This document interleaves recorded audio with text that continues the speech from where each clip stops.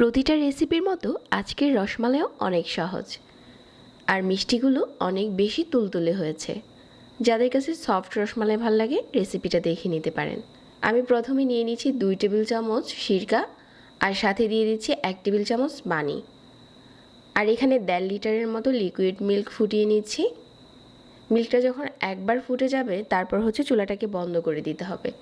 চুলাটাকে বন্ধ করে দিয়ে তারপর আমরা পানির সাথে যেই সিরকাটা মিশিয়েছিলাম এই পানিটা ঢালতে হবে। এই সময় চুলাটা অবশ্যই বন্ধ রাখতে হবে, তা না হলে কিন্তু ছানাটা হার্ড হয়ে যাবে, ওই ক্ষেত্রে মিষ্টি ভালো হবে না।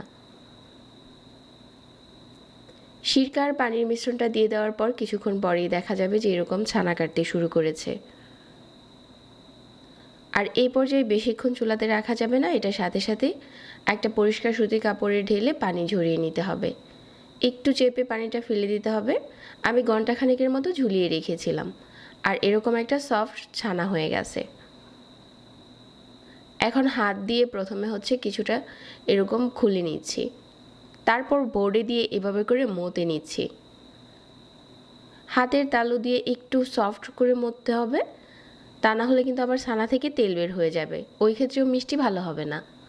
এরকম যখন সফট হয়ে গেছে এখন আমরা মিষ্টির বলগুলো বানানোর জন্য ছানাটা একদম ঠিক আছে। সবগুলো বল যাতে একরকম হয় এজন্য চামচ নিয়ে বানাতে চেষ্টা করবেন। তো এভাবে করে ঘুরিয়ে ঘুরিয়ে মিষ্টির বলগুলো বানিয়ে নিচ্ছি। আপনি চাইলে কিন্তু সাইজে আরেকটু ছোটও করতে পারেন। তারপর চুলায় আরও একটা পাত্র বসিয়ে আমি এখানে 2 কাপ নিয়ে নিচ্ছি লিকুইড মিল্ক আর সাথে হাফ কাপ চিনি দিয়ে দিচ্ছি। চিনি কিন্তু যার যার টেস্ট অনুযায়ী চাইলে কম বেশি করা যাবে। মিডিয়াম আঁচে বেশ কিছুক্ষণ ফুটিয়ে নিয়েছি। আমাদের দুধের এই মিশ্রণটা রেডি হয়ে গেছে আর এখন চুলাটাকে কমিয়ে মিষ্টির বলগুলো দিয়ে দিচ্ছি। মিষ্টির বলগুলো দিয়ে দেওয়া হয়ে গেলে এখন আমি ঢাকনা দিয়ে ঢেকে দিব মাত্র 10 মিনিটের জন্য। আর এই 10 মিনিটেই আমাদের রসমালাইটা রেডি হয়ে যাবে। এখন চুলাটাকে বন্ধ করে দেব।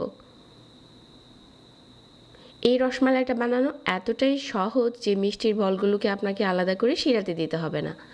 1 ঘন্টার মতো শিরাতে ঠান্ডা করে নেওয়ার পর রসমালাইটা খাওয়ার জন্য একদম রেডি। খুব সিম্পল আর বলা যায় স্বাস্থ্যকর উপায়ে কোনো কিছু ছাড়াই এরকম একটা রসমালাই আপনি নিজে বাসায় রেডি করতে পারবেন। আর এই রসমালাইয়ের টেস্টটা অনেক বেশি, চাইলে একবার হলেও বানিয়ে দেখতে পারেন। ছোট ছোট টিপসগুলো ফলো করলে আপনার রসমালাইটাও খেতে এরকম টেস্টি হবে। যারা এতক্ষণ সাথে ছিলেন সবাইকে আবারও ধন্যবাদ জানাচ্ছি আজকের রেসিপি দেখার জন্য। রেসিপি ভালো লাগলে পেজ ফলো করতে ভুলবেন না, সেই সাথে আমাদের চ্যানেল সাবস্ক্রাইব করবেন। সবাই অনেক ভালো থাকবেন। আজকে এখানেই বিদায় নিচ্ছি। আল্লাহ হাফেজ।